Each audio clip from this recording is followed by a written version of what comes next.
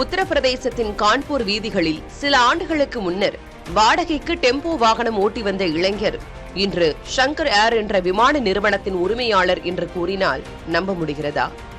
தடைகளை உழைப்பை கொண்டு உடைத்து உயர்ந்தவரின் உண்மை கதைதான் இது.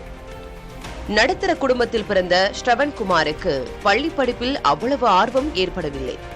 அதனால் கடினமான வாழ்க்கை அனுபவங்கள் கிடைக்க அதை தனது வாழ்க்கைக்கான பாடமாக எடுத்துக்கொண்டார். சிமெண்ட் வியாபாரத்தில் ஈடுபட்டது மாற்றத்திற்கான முதல் திருப்புமுனையாக அமைந்தது என்கிறார் ஸ்ரவன்குமார். பின்னர் படிப்படியாக சுரங்கம், போக்குவரத்து மற்றும் கட்டுமான பொருட்கள் என தனது தொழிலை விரிவுபடுத்தினார். இடையிடையே தோல்விகளை சந்தித்தாலும் பல லாரிகளை கொண்ட ஒரு போக்குவரத்து நிறுவனத்தை உருவாக்கினார். அடுத்து அவர் எடுத்து வைத்த அடிதான் உலகையே திரும்பி பார்க்க வைத்தது. சுமார் 4 ஆண்டுகளுக்கு முன்பு ஒரு விமான நிறுவனத்தை தொடங்க வேண்டும் என்ற எண்ணம் அவருக்கு தோன்றியது. ஏதோ ஒரு விபரீத ஆசை என நினைத்து கடந்து போகாமல் அதற்கு சிரத்தையுடன் உருவம் கொடுக்க தொடங்கினார். அதன் சட்ட விதிகள் மற்றும் அரசாங்க அனுமதி குறித்து தீவிரமாக கற்றுக்கொண்டார்.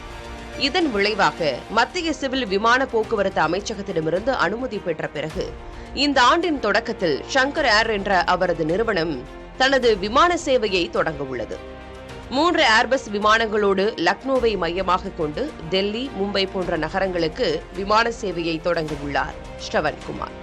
விமானம் என்பது ஒரு பேருந்து அல்லது டெம்போவை போன்றதுதான். அது ஒரு சிலருக்கானதாக மட்டும் இருக்கக்கூடாது என்று கூறும் ஸ்ரவன்குமார், சாதாரண மக்களும் எளிதாக பயணம் செய்யும் வகையில் விமான போக்குவரத்தை மாற்றுவதே தனது இலக்கு என்கிறார்.